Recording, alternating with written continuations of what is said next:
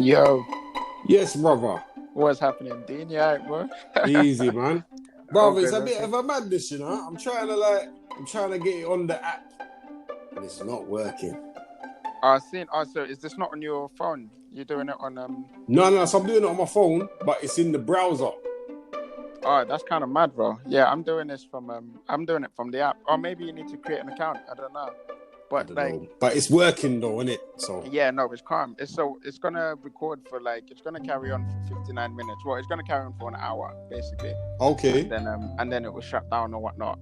But yeah, first things first. How are you? How's life? How's living? I ain't spoken to you It's been a properly minute, for like 10. But it's been like 15 years, man. bruv. I've literally known you for about 15 years, bruv.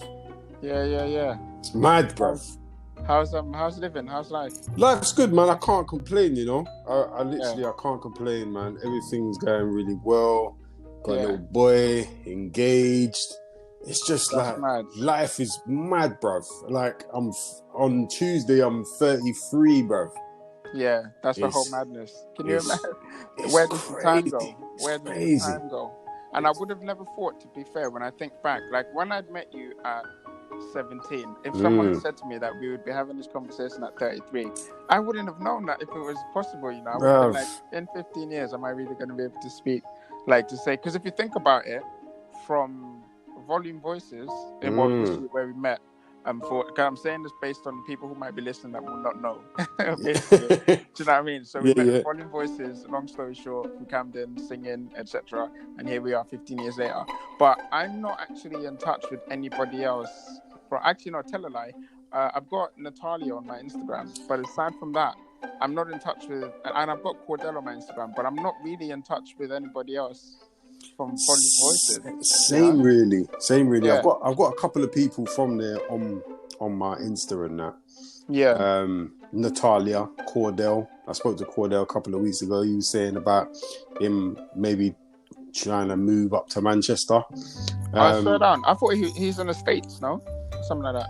No, supposedly he was picking either between Brum or Manchester. So okay. Yeah, so he was just asking like locations and these kind of things. So yeah. But yeah, like Cordell, Natalia. I got Keisha on my Insta as well, but I've not we've not really had like a DM conversation or anything like that. Yeah. It's just like you like a picture here and there and that kind of thing. But yeah, apart from that, I don't really speak to. I have Rio's on my thing as well. I got Rio on there as well. Oh, for real? What, on your Instagram? Yeah. He's still singing and everything, man. Yeah. I've got to look them up. I'm gonna have a little sneak peek at your Instagram. Yeah, have a little. See all the faces that I'm missing that I ain't seen. Do you know what I mean? Yeah, I was thinking about Rio actually the other day. I was like, yeah, I wonder what he's on. I want them on. But I miss those days. Yeah. No, those days were good, bro. Like I was thinking about the other day. You know what I was doing, bro? I was walking. And I was thinking about like that song that we wrote. That was like, there will be times when you think you might need a knife. Oh, you know that too? Oh, I literally started singing on road, and I was like, "Yo, what is the song that's in my head?" And I was like, "Oh, it's from Volume Voices." And then that's the first one that got me thinking. I was like, "Oh my god, I need to get Dean on the podcast." Like, no, but I was like, I'd like to get someone on the podcast from that era. And then, and the first person I thought of was you. But I was just looking at Insta. I was like, you know what? Dean's probably the one I'd want to hear about most, because from what I've seen, it would appear that your life has changed more than like anybody, like probably a lot more than anyone else that I can think of. I mean, I know like Natalia's I've changed a lot, but I like, if I get a chance to do a podcast with her, I'll do that too. But your life has changed like dramatically, I think, based on like 15 years. And speaking of like, now that you said Cordell was thinking of coming up to like Manny, do you find like, what challenges did you find like having to change your lifestyle from London to Manchester? Because I know Manchester's like Manchester's a city itself, but it's not quite London, is it? There's nowhere else that's really like London. It's completely different. Yeah. It's smaller. It's not as fast paced. People are actually nicer.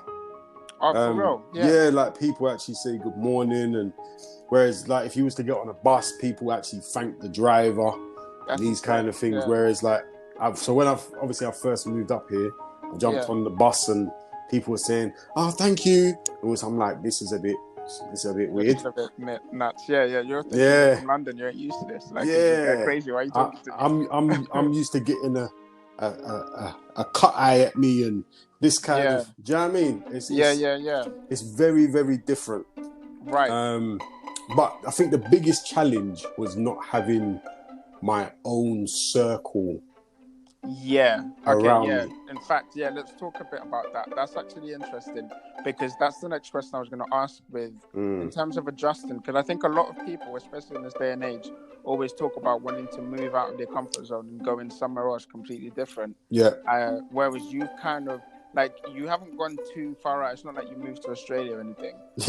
But like Manchester, it's like London is a world on its own. It's like a 4-hour drive in like 2 hours, 2.5 hours on the train. So, but see, not having your circle around, I mean, mentally, that's got to be like draining for a bit. No, that's like that's like mental exercise. I'm sure you have to train yourself to get used to. Definitely. I like mean, it's a bonus that my missus, she's from Manchester. Like, she's originally from Manchester, so like her mum and that's up this way, and so it's kind of like I've got family here, but it's not my friend and family circle that I was technically used to. So it was challenging. It was challenging, and like along that process, I've lost friends along the way because of obviously like people don't understand like why are you leaving this. Like, it's just a bit turmoil, that kind of scenario. I don't think not many, but I don't think a small amount of people understood it. Really? Like, why are you up and leaving? Well, need a fresh start. Need something new. So it was mainly the circle, having that circle around. That was the biggest challenge. Because I mean, when I came up here, I was a freelancer. I was a graphic design freelancer. So I was earning like really like good money freelancing, so I could work remotely and earn nice money. But then I moved up this way, and then that's when I got like a designer role at JD Sports and that. And it kind of kicked off from there. So like career-wise, it wasn't really a challenge because it was just there. It just happened. It was just happening. It just happened naturally. But was there like fear? Were you not scared of? Hell yeah! Like now, if someone's like, I always talk about, even like when it comes down to DJing, like I'm always talking about, one day I could just move to like San Francisco. And it's scary. But I'm like, but when it actually comes, I'm like, but what will I do if? Like, it's scary. If I go there and things don't work out the way I do, like all of those questions, I'm sure go through your mind. Scary. It's scary, bruv. It was beyond scary at first. I mean, now it's kind of like I've adjusted. Do you know what I mean? But that first year and a half, it was turmoil. And does it feel like home now? Like, is it a second? It's basically second home, really. I mean, London will always be home. That's why I named my son Camden, because obviously wherever he is now is home. You know what I mean? I didn't know what you think about that. That's really true. That's okay. Cool. That's where his name comes from. Right. See, I thought it was just a thing of like Camden's a sick name, by the way. I like that name. I love that. Same, brother. But I thought it was just a thing where like you love the area. Like, no, so it's kind of like, so I'm gonna name him this because this is where initially he's from. I mean, if he's from your genes, you're Camden born and bred. But it's more so like obviously Camden will always be home. I lived there for a hell of amount of years. So raised and born and everything there, and so for the name for him is he was named Camden because now wherever he is home. So that's another thing as well, because it's not like just so moving out of London, saying like London is different to the rest of the world is one thing, and then moving out, but then Camden in itself is different to every other part in London. Like, that was the stomping ground, bruv. Camden is proper like to me. I feel like there is no other place, not even just in London. I don't think there's any other place on the planet that is like Camden. It's crazy there, man. That I've been to that has such a like diverse mix of like people and cultures and all of these literally things. And so to go from there and to move to somewhere like Manchester, like, see, in my mind, and I think it's one of those, I don't know if it's like an ignorant view, but there's something about being in London that I just always feel like I know where else in the world is like London. Like, London's the best place in the world, of course. Right? And then so when I go to Manchester, I would feel, my first thing would be thinking, oh, but if I go to Manchester, what if it's just really bland and there's no culture there? You know what I mean? And that's what I would be scared of. I'd be like, what if there's no, like, there's just nothing, like, and it's just full on, like, it's just bare vanilla ice cream. Yeah, or you know, or just not even that. But then I've realised that obviously, like, a friend of mine got married last year, and his missus was from Manchester too. And then I realised that there was like, you know, a black woman, Eritrean community, and I know there's an Asian community and all of these things. But one of the things about London that I find is that the mixed cultures have been around for so long that it's inbred into like the food and the restaurants we have and the hair shops and I was like, is any of that actually in? See, that's the thing. So obviously, when I like I first started coming up here and those kind of things, and the area that we live in now is predominantly white people, right? Right. And the first time I came here, that was the first thing I noticed. Right. So I was kind of like, because my missus is black, so I was kind of like, I was like, where's the black people, man? Yeah. I don't think that makes you. Like, it's weird hearing that. Do you know what? It's weird, right? For me hearing that from, like you said, someone who is white. Like, I've never pictured in the other foot, like a white guy going somewhere else and being like, yo, where's all the black people? Yeah. But that's what I mean. That's to do with the Camden in you. Because the Camden in you is used to being around, you know, blacks or like Asians or whatever. Like, wagwan. But, and you must have stuck out like a sore thumb. Like, they'd see you and they'd know you were white. But there was something that might not have been right. They might be like, yo, he walks a little different. Or, you know what I mean? Or something. They can tell. They can tell that you're not from there. Yeah. And I even still now, I've lived up here for coming up to like 4 years now. Well, right. Yeah, it's been a little while, man. And even still today, like, people are like, where are you from? Yeah. Like, they just know that you're not. But I say, I'm from here. Yeah, but they hear it in your accent. They'll hear it in the way you talk. Yeah, of course. But I'm like, I want a reaction. This is what I say. I want a reaction from. I'm from here. I'm from here, like West. Do you know what I mean? It's mad. But literally, the biggest thing when moving up here, it was just literally that circle, man. It was literally the circle. And then the missus is saying to me, you know, like, just talk to people when you go to the gym or. I'm like, how old am I? Like, I am not going to the gym to try and chat to next man whilst I'm trying to bench some weights or something. Do you know how fruity that is? And see, that's a proper London attitude as well. Because in your mind, you're thinking, in the nutshell, you're saying, I'm not going to beg it. Yeah. Because why am I going to beg it when I'm from Camden? But do you know how fruity that comes across as well? Yeah. Do you get what I mean? Yeah. I don't want to get cancelled or anything. I'm cool with everyone. But it's like, but that's a bit fruits, man. Like, man's benching and that. And I'm like, what are you saying, bruv? You're like, what are you saying? Where you from? What's your name? What you saying? Like, you want to take me out to dinner? Yeah, fuck that. I ain't chatting to no one, bruv. I'm putting my headphones in and cracking on.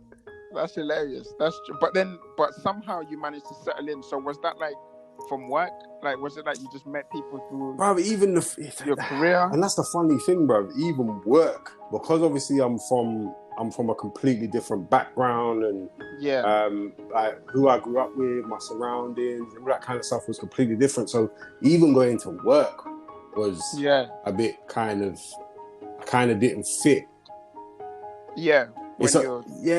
Like, and obviously you'd think like I'm at JD Sports, like, you know, obviously you fit with certain people, but majority kind of don't relate to people, right? And that's because you've been raised in a different environment, completely different environment, around different people, and whereas it's I don't know, maybe their upbringing was a little bit more closed in. I don't know. I didn't ask too many questions, but it's.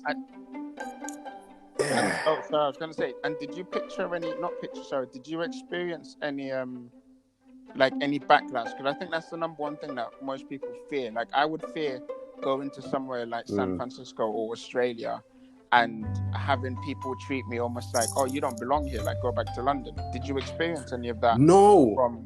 No. No, not really. It was all love, man. I mean, obviously, like from the workplaces that I was in, one of them was a bit like, oof. Yeah. It was a bit mad. Like, a bit funny. Oof. A lot happened at that place.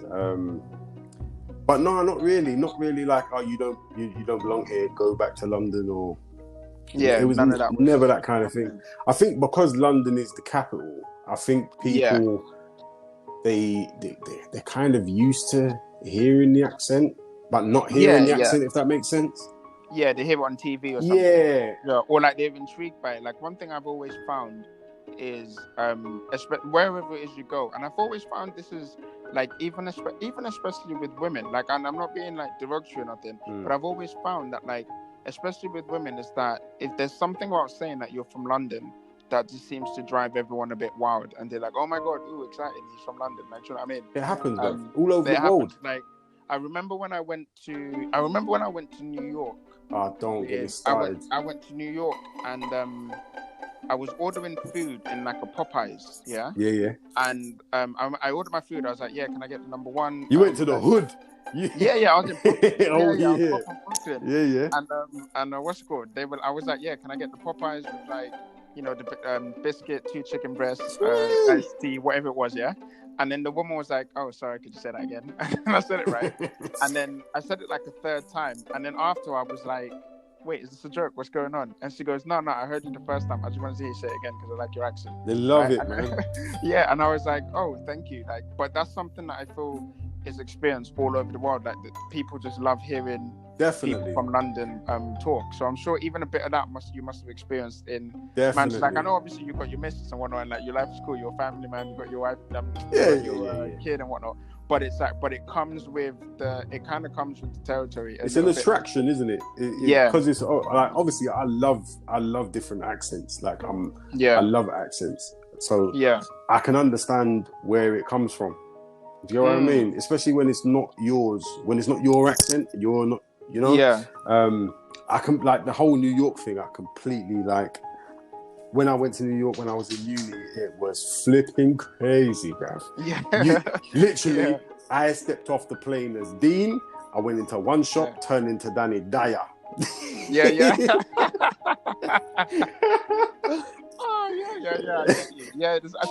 I'm like that with French accents. Like sometimes when, like, if I hear women speaking French accents, probably drives me crazy. I'm like, oh my days, could you just never, like, I never want them to shut up. I just keep asking them questions so they keep talking. Do you know what I mean? Because it's really cool. So I understand it, but I guess to me, I'm just like, because I feel as though I feel like everyone sounds like us, but maybe that's just because I've spent so long in London. I feel like. But the thing is, as well, is because London is like it's kind of like a base of like everyone. So you get it's the Queen's English. Yeah, and but the thing is, as well, is obviously you get so many different tourists in and all this kind of stuff. So you're hearing accents on a regular basis. Yeah, do you know what I mean? True. Well, especially me, obviously from Camden, like the amount of tourists that flock there. Like, it's crazy. Like, you'll hear Italian one day, you hear French the next. Yeah, you hear Romanian tomorrow. Yeah, definitely Romanian. They're all over. They're all over. Like, so it's kind of. I think you get used to hearing different accents. Yeah, and would you say that? So, the fact that you came from Camden, that probably helped Justin to life in Manchester easier because you were already used to seeing so many different hearing so many different accents or seeing different that's the thing on your street corner. When you come to Manchester, you don't really hear any other accent apart from Mancunian. Obviously you've got different kind of tones of Mancunian, like you've got like South Manchester and you've got North Manchester, and they're kind of quite different.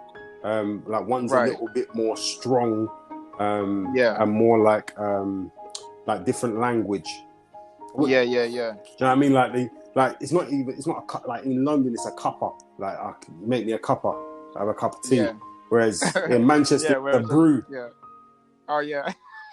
Yeah, see, all of that, I'd be like, if someone said to me, "Can I have a brew?" I'd be like, "What? What do you mean?" Like, I'd be like, "What are you on about?" The only time I heard brew was like in them American films, were like, "You want a brew?" You want a brew? I'd be thinking of iron brews. Like, I'd be like, "What? What you mean, bro? Like, do you want a brew?" I don't understand what you're on about. There's so many different like different words that they use. Like, I remember the first time like I farted in front of Lorraine, my missus, first time, and she was like, you trumped. I'm like, what? Yeah, you're like, what do you mean Trump? What's Trump? That's joke. Ain't no Trump. You talking about Donald? What? That's mad. Yeah. I feel like Camden's gonna grow up with like him having like Camden's gonna grow up basically speaking like English slang, no London slang. Bro, it's mad. Mancunian slang. I think he's gonna have a Mancunian accent, and I don't want him to. I want him to have a London accent. This is the turmoil thing. But he's saying certain things like me. So if I say bath. Yeah. Like, but Lorraine will say bath. Yeah. Do you get me? So, but he says bath. Like, bath. He'll end up saying bath. He can't. I'm gonna be like, it's bath. That's true. That's hilarious, bro. And that's that's another subject actually I wanted to touch into, I guess, because like having a kid. How was that? Like, okay, so this is probably going to be the thick of the conversation. Yeah. Having a kid, in your own words. Yeah. How has that changed you as a person? Like the way that you might view life, or the way you view people, or the way you view the world in general. Like, how has that? Like, I'm sure you're a different Dean now to the Dean that I met 15 years ago, obviously. But then, how old is Camden? He's 2, man. He's 2 on the 25th of August. Right. And so I'm sure, even though you're a different Dean now to the one I met 15 years ago, I'm certain that you're even more of a different Dean now than the Dean you were 2 years ago. Completely, mate. Bro, when I tell you, it's a roller coaster, man. Yeah. Like, literally from pregnancy. I weren't even the one that was pregnant. And you weren't even the one carrying. Roller coaster of emotions, and it's still the same today, bruv. Yeah. I'm less selfish. Yeah, that's good. Now, if you would have said to me a couple of years ago, you're selfish, I would have been like, you're fucking crazy. Excuse me, I don't know if we can swear on here. Sorry. Nah, it's calm. You can do whatever you want. Loads of beeps. I'll just beep it out. But if someone had said to me, you are selfish, a couple of years ago, I would have said, you are crazy. I am definitely not selfish. But I definitely was.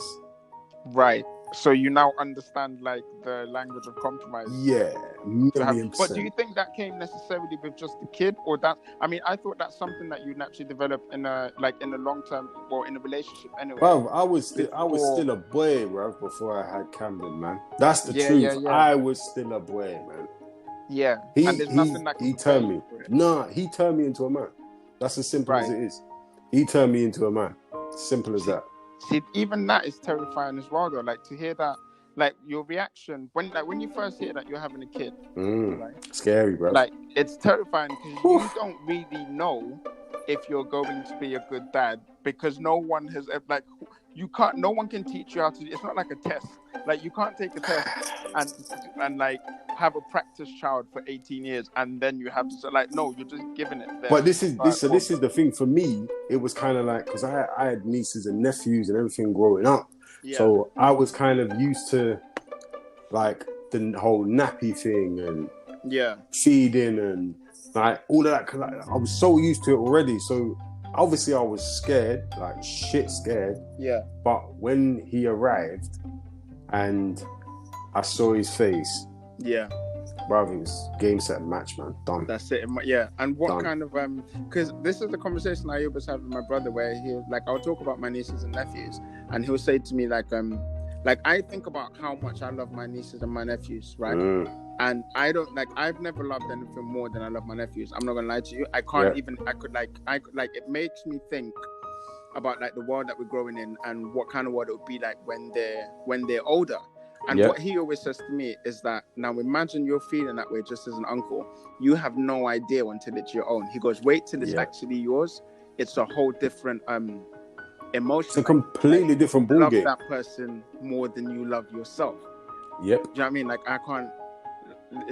can't imagine that kind of emotion. Like how you would, like I've heard people have told me like when they first saw their child, like they cried and they didn't know why they were crying. They just knew they cried. It's uncontrollable. Yeah. And it's like, but how, like, is there a way you can like put that into words? Like, could you even try? I can't. I don't think I can. You can't. I don't think. You just feel it when it's there. It's just uncontrollable, man. It's That's uncontrollable. insane. Like Lorenz, she had to have like an emergency C-section. Yeah, so it was a scary like situation. Because obviously, like, they have to take you into a completely different room. I'm having to put like scrubs on, so like I'm like, what's his name, Turk or something from Scrubs. I'm looking like him right now with my bald head, like just that's mad. In the scrubs. And then you're rushing off into this next room, and then obviously they're like drugging her and all of this kind of stuff, and then you're laying down next to her, and it's just like, then you hear all the like. Yeah, and you're hearing like bare like oxygen, like that's nuts. What's going through your head at that point, bruv? You know, I tell you, bruv, I was scared, bruv. Like, I don't think I've been that scared in my life. In your life, because in the back of my head, I was like, I hope everything's okay. Is she okay? Is the baby okay? Is everyone okay? Like, it's just, is everyone okay? Is everyone okay? Please, please, please. Like, and then they took him out. And they've got him on a thing, and I'm not hearing anything. I'm not hearing like crying or anything. I'm not hearing anything. And in that moment, I'm shitting myself, man, because I'm thinking, please, please, please, please, please. Right. And I looked over, and I see like a hand just like in the air, just his hand just in the air, and he starts crying. And at that moment, bro, uncontrollable tears, like uncontrollable, just like. That's mad. That's proper like emotion. Yeah. Weird, bruv. And then like Lorenz looking at me because she's high as fuck, looking at me like, it's okay. It's okay. Yeah. I'm like, I know. That's and you know the thing is that from that moment on, like I think correct me if I'm wrong, but I'm pretty sure one of the things that changes like straight away with you, first of all, is you now realize that, okay, there's something in your life that's now more important than yourself. And that's what stops you from being selfish. But then secondly is that I'm pretty sure every decision that you made from that moment on was to do with, okay, is this going to benefit Camden in the future, right? Like, like even when you think about like moving jobs, changing jobs, whatever it is, I'm sure your first thought is always, okay, but is this going to be can I sustain this for a long time, because I need to buy diapers or put my kid through school. And your whole thought process changes. Like this whole like pandemic situation that's been happening, the whole lockdown and all of that kind of stuff. Like I went fully into like it was a zombie apocalypse, bro. Yeah. Like I was like, we need this on deck. We need just now you have a kid. Like if you didn't have a kid, you probably wouldn't. Like I'm not gonna lie, I haven't been so like I'm isolated and I'm at home, but I haven't been scared of anything happening to me, and that's maybe because maybe I don't really have like huge responsibilities. But this is the thing. I've not really had the fear of something happening with myself with COVID. It's more so a case of like the family. And this is again another thing for living in Manchester when your family's in London. Trying to control that situation in London as well as your own household is a fucking madness, bro.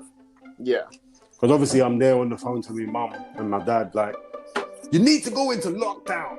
And this is like a week before they've actually said, yeah, we're going into lockdown. I'm like, you need to go into lockdown. No one in the house. And this might be because now you're thinking, well, if something like what I would be thinking is now you're probably thinking, if something happens to me, who's going to look after Camden? Is like, were those thoughts going through your mind? Bro, that's the whole thing. And obviously having like older parents and these kind of things, it's like, it just makes you want to savor the moments with your family even more. So now I want Camden to be around my mum and dad as much as possible and all these kind of things. So obviously with like COVID, I've not seen my family in like 4 or 5 months. So it's kind of, he hasn't been to Camden. Camden hasn't gone to Camden. He's been to Camden like 3 times or something, bro. Like 3-4 times. And it's just, it's completely and utterly crazy, man. Yeah, no, that's that's very different. That's like heartwarming. It's everything for him though. That's yeah. In a nutshell. And in terms of sorry, going back to, so everything you basically do, I imagine, you do it for Camden and you do it for Lorraine, you do it for your family. Completely. I mean, you do, men are looked at as providers, right? Even completely. though, fair enough, women work now and they vote and they do all these things. As long as Camden and Lorraine are completely fine, that's all. Nothing else bothers you. Yeah, right.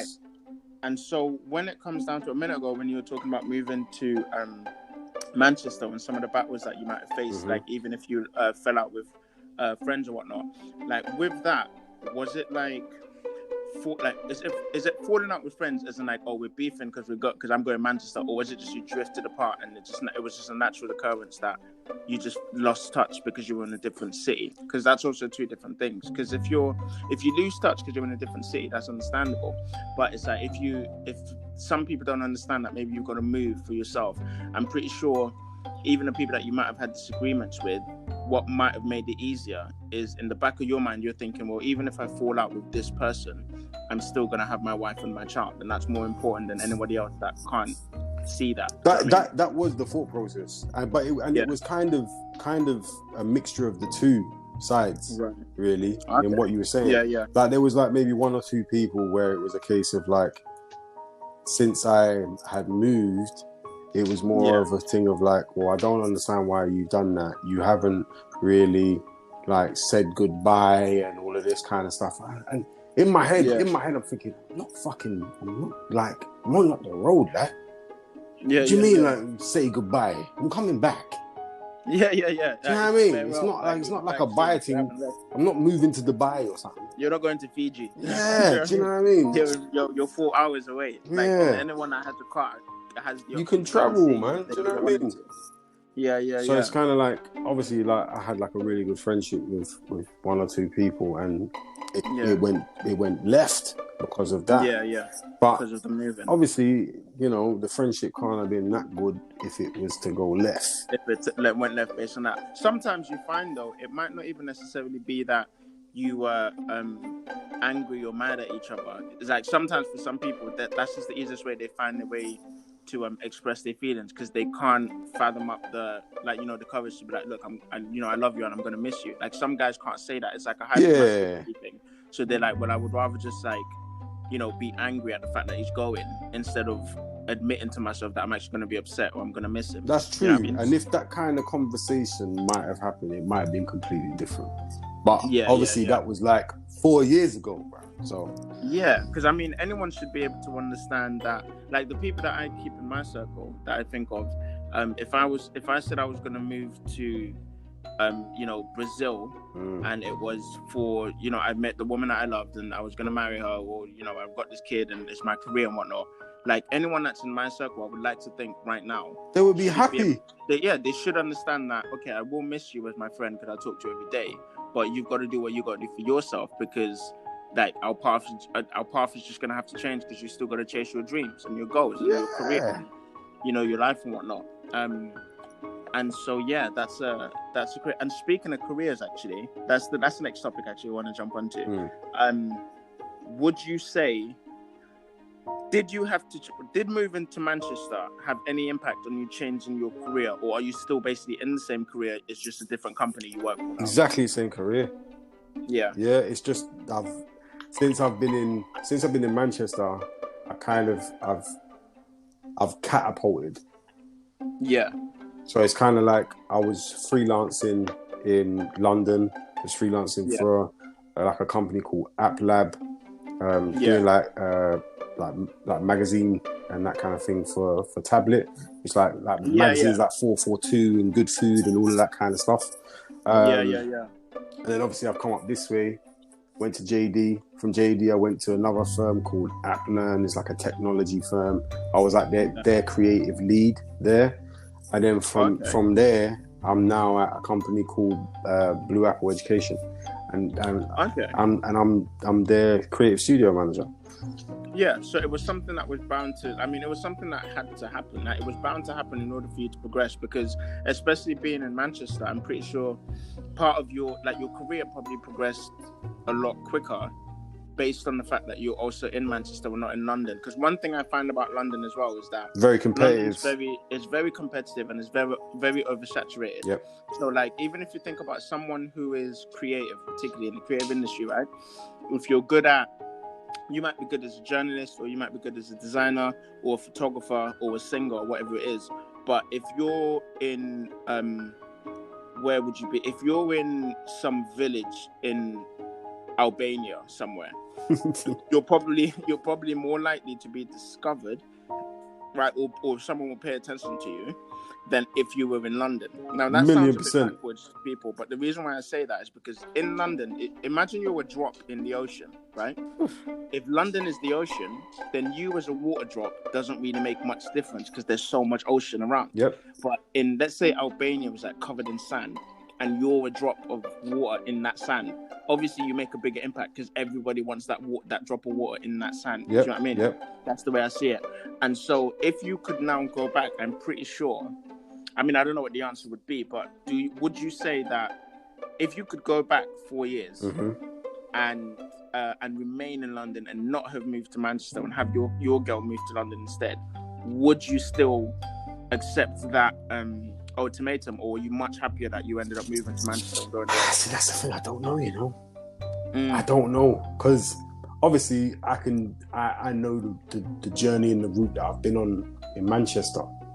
Yeah. But I don't know if, because it was like we was either gonna go London or we was gonna go Manchester, and it was kind of like, which one do we do? And the reason that we moved up this way is because it's a better quality of living for the money that you earn. Right. So you can, in London, you look at fucking mortgage price or even rent price in private rent price in London, it's through the roof. Yeah, yeah. You know? Like the studio is like the price you pay for a studio in London is like a 2-3 bedroom house in Manchester. Yeah. You know what I mean? It's a whole madness. So it's kind of like, okay, and the salary difference, not even that different, if I'm honest. Yeah. Do you know what I mean? It's not a big difference. So do we go to London, where obviously it's the capital? Obviously I'm around all my friends and family and all that kind of stuff, and but then I'm gonna be struggling. Yeah. Obviously looking to have a family and all this kind of stuff. What do I do for them? Like, because obviously in my head I'm thinking, okay, gonna have a family, gonna have a son or a daughter. Like, what are we gonna do? Like, I want them. I don't want them to live in a council flat and all this kind of stuff and have like the same kind of. Obviously, I had a really good upbringing, and I'm happy of the upbringing I had, and it being in Camden and all this kind of stuff. But I don't want them to have the same upbringing, if that makes sense. I get you. Yeah, I mean, you want to provide better for them. I mean, that's the whole point of having a family, right? This is it. Better than you got, and in the hopes that they can provide better for their, this like, you set them up so that in a couple of years, like, they might be like dynasties to like the Saunders throne. This is it. And on top of that, like looking at times now in London compared to 4 years ago, it's completely different in London, man. Like London is fucking crazy now, man. Yeah. Like when you think of like the knife crime and all this kind of stuff, I know the media, it plays up to a lot of things, and it's not as kind of as fuckery as it seems. As violent as they make it, but it's still violent. But it's still violent. Busted gangs. Yeah, and it's kind of like, would I want my son in that? In that environment. Yeah, and obviously Manchester, it has this fuckery. Like I've heard stories, Manchester, when it used to be called Gunchester and all this kind of stuff with Moss Side and all of that stuff. Like, but it's not as bad now. And where we are, it's not really that bad. It's people have said that where you're living is a bit rough. I'm like, rough. Is that rough? No, it's calm. Like, it's not. You don't know what rough is then. They don't know rough. It's like Camden's rough. Yeah. So Camden's a whole madness, man. So it's kind of like, I don't know, man. Obviously, I would, if I could go back 4 years, give it a trial run, and if it doesn't work, maybe I could just flick back to where we are now. Cool. I'd give it a go, and see what I've done. But it's probably. I mean, to be fair, I think you probably made either way. I've actually made a good decision, mainly because, like, even if you do decide to come back to London after a while, at least you've had the experience of living out of London. Yeah, I mean, and then coming back whenever you're ready. Because it's not like once you made that decision, that's it. Now London is unattainable. Like you don't know. Camden could grow up and be like, "Yo, I want to live in London," and then all of a sudden it's like, "All right, cool, you got relatives in Camden, go down." Yeah, he might, when he goes to university or wherever, he might decide to go to uni in London. He might decide to go elsewhere. Like, yeah, obviously, whatever he decides to do, he'll be supported 1,000,000%. Yeah, you'll back it. Yeah. I mean, that's what parents generally. Yeah, that's what you're supposed to do. You know what I mean? If he wants to run around in a frock and whatever you want to do your thing, man. It's like, you know, do whatever you want to do. But it's like, if I could choose, I'm just not 100% sure, man. I don't know.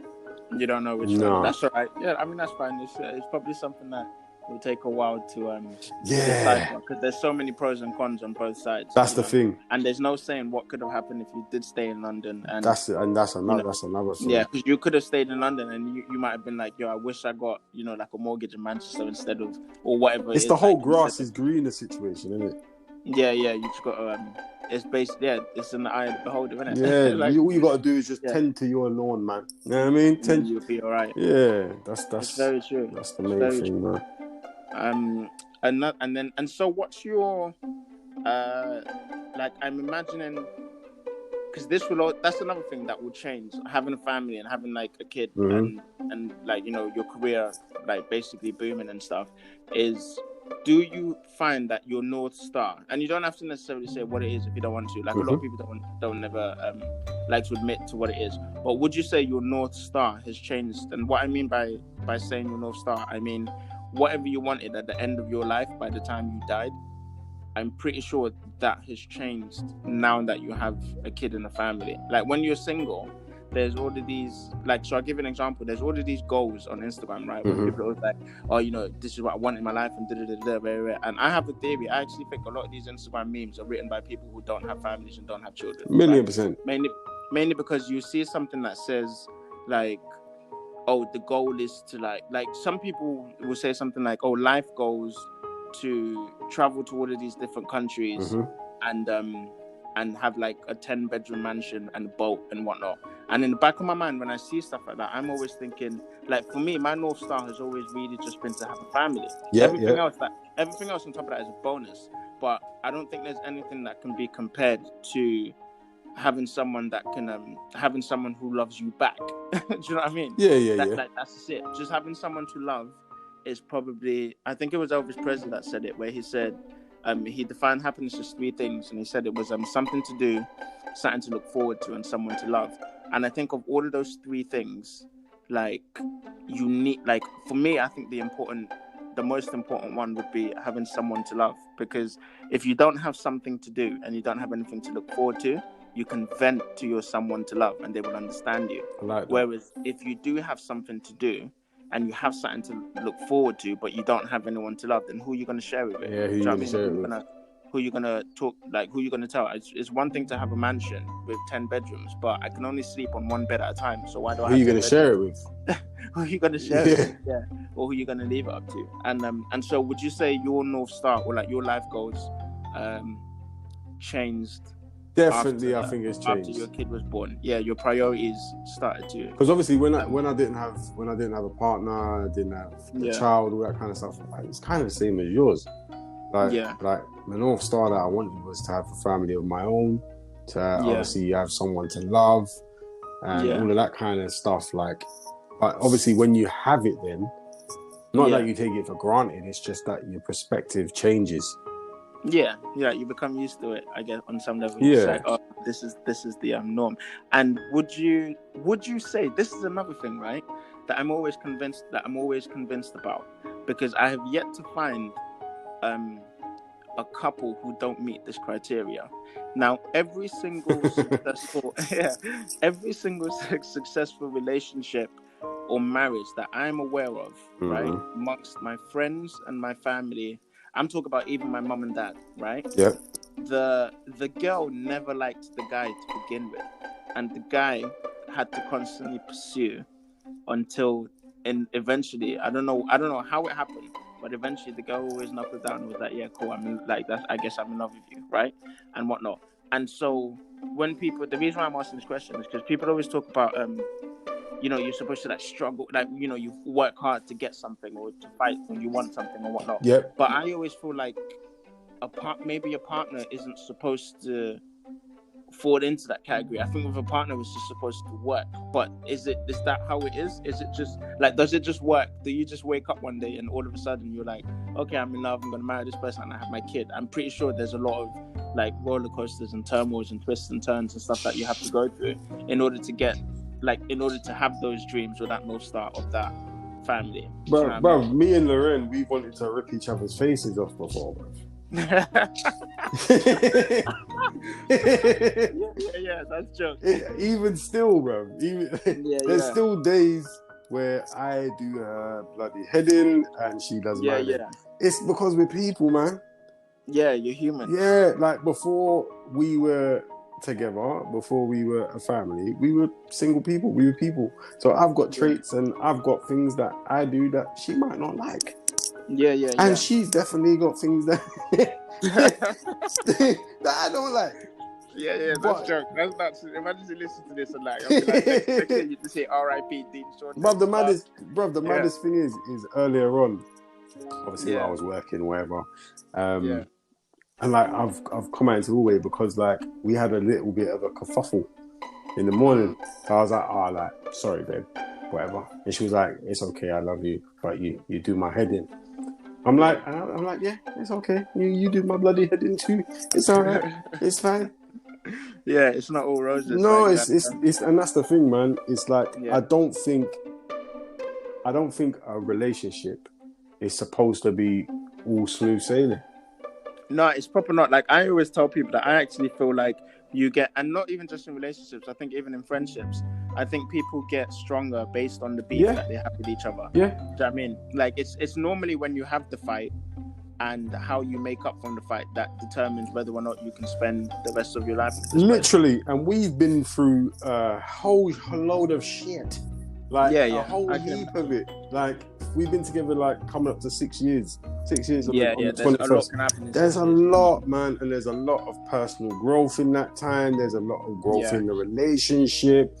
It's like it's crazy, man. And for me, like a relationship, you're a ship, aren't you? Like it's your ship. If the waters were always clear and the sun was always out, you kind of then wouldn't appreciate it. Yeah. Like it says, it takes a rough sea, like a smooth sea, never made a skilled sailor. Exactly that. Do you know what I mean? And right now, I am definitely skilled. Yeah. And these are things that and the thing is, nobody could have taught you these things. No, like that's it. Even the fact that, like, fair enough, like even having like a great upbringing or like loving your family and your mom and your dad and parents and sister. But I really generally also believe that. Like nobody can teach you that because that there were no two love stories that were exactly the same. Yep. Do you know what I mean? You have to go through it yourself. Yeah, it's mad. And like there will be times when like I guess you learn over time where like you might seek some advice from people who love you, and because they love you and what they can see is, oh, this is hurting Dean, so they might be quick to be like, oh no, leave her, bruv, but realistically they don't know what they're talking about because only you know like the ins and outs of everything, and that's a part of your growth as a human being. Do you know what I mean?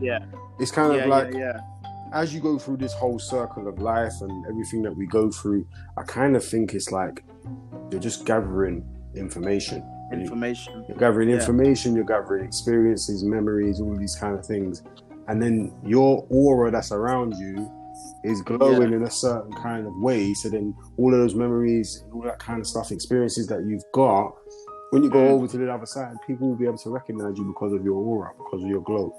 Do you know what I mean? Yeah.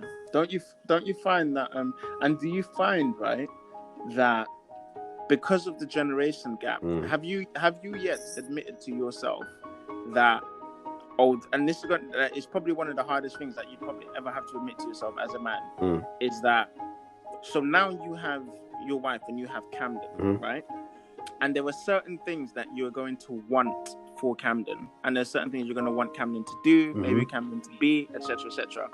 Have you yet had the conversation with yourself where you've had to understand that, okay, but what am I going to do when or if Camden doesn't follow the path that I want him to? So let's say you decided you want Camden to play football for Arsenal, right? Or Man United. Yeah. I don't know. Who do you support? Man United, right? I'm a gooner, man. Man United. You're a gooner. Just because I live in Manny, bro. Come on, right, man. Cool.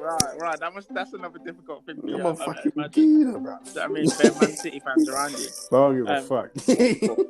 But yeah, so you might grow up. You might think to yourself, okay, I want Camden to be a gooner and to be like, play football for Arsenal. Yeah.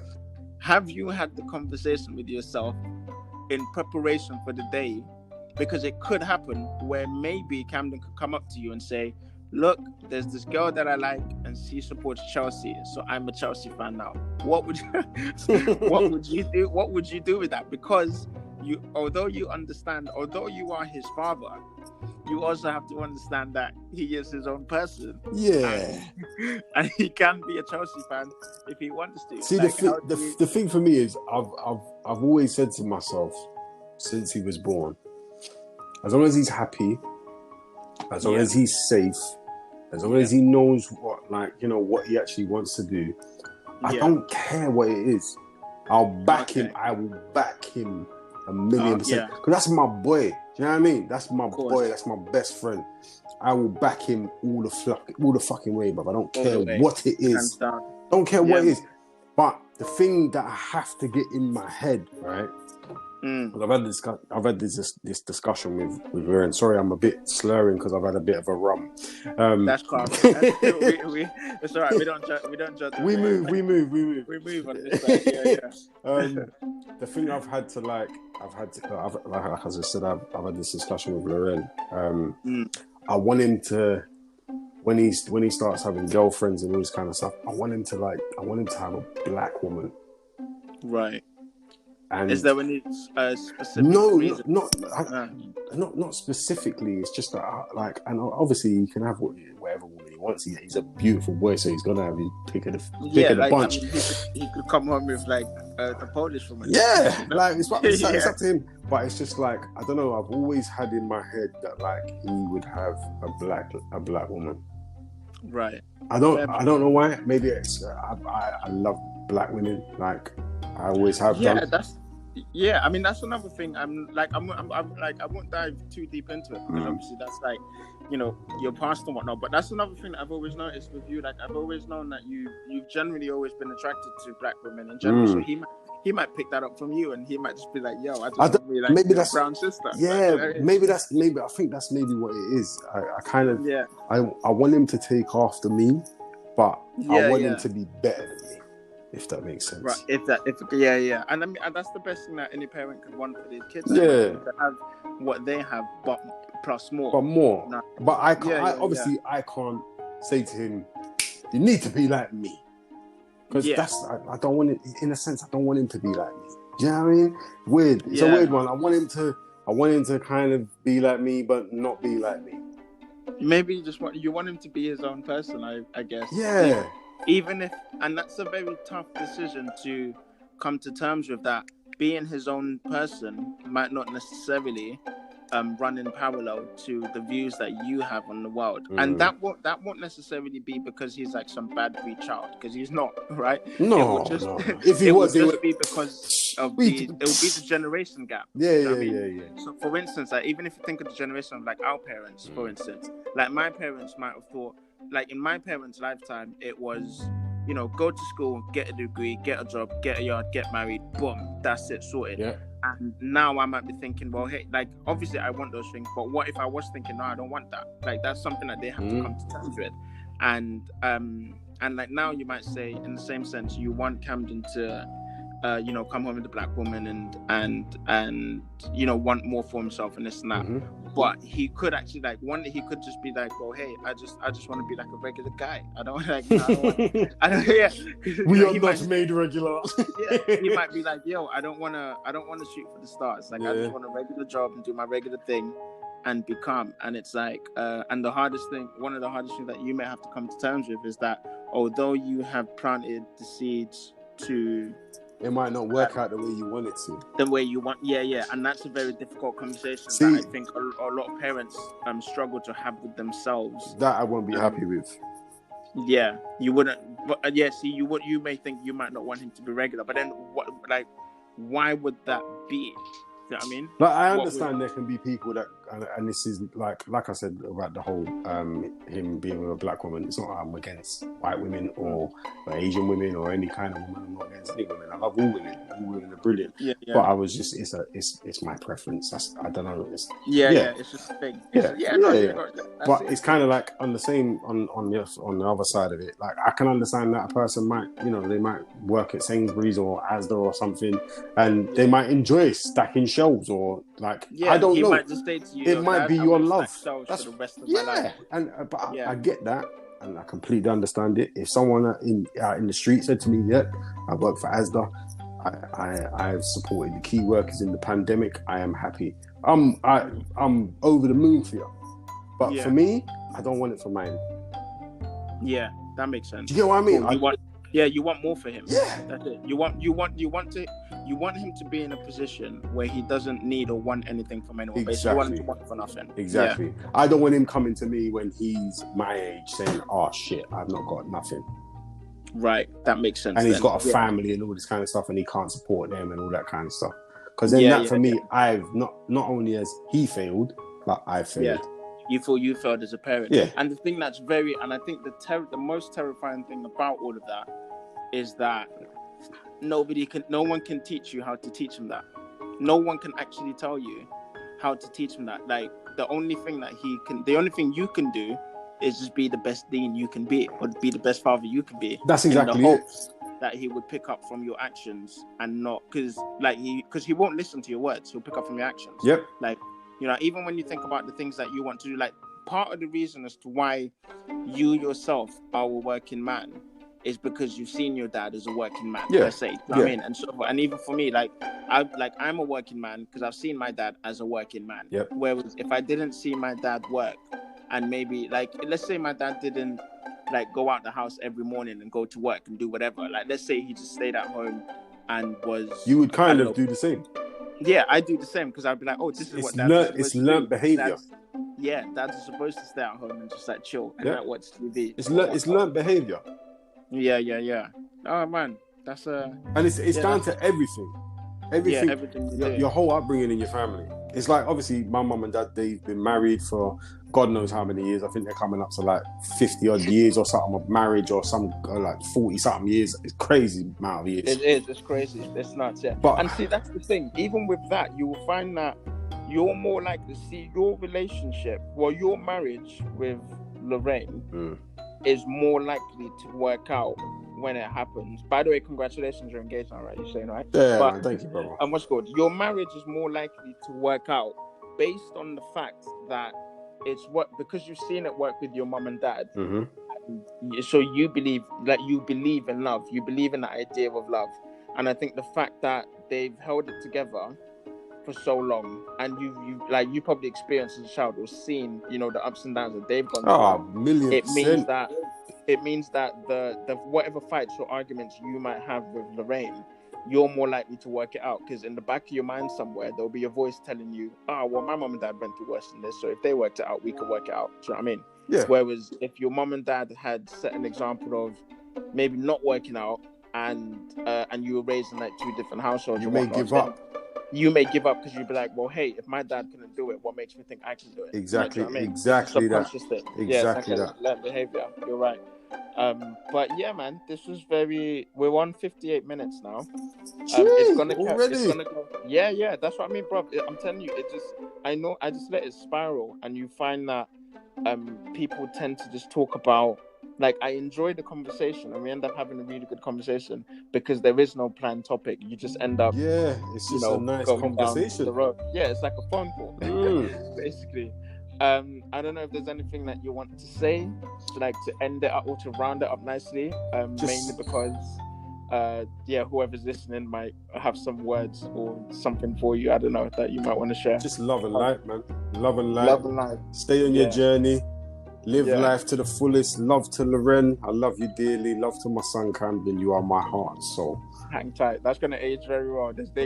Hopefully they'll listen back to this in like 10 years when, like, you know, we're both millionaires and we'll be like, oh, I remember when we did this.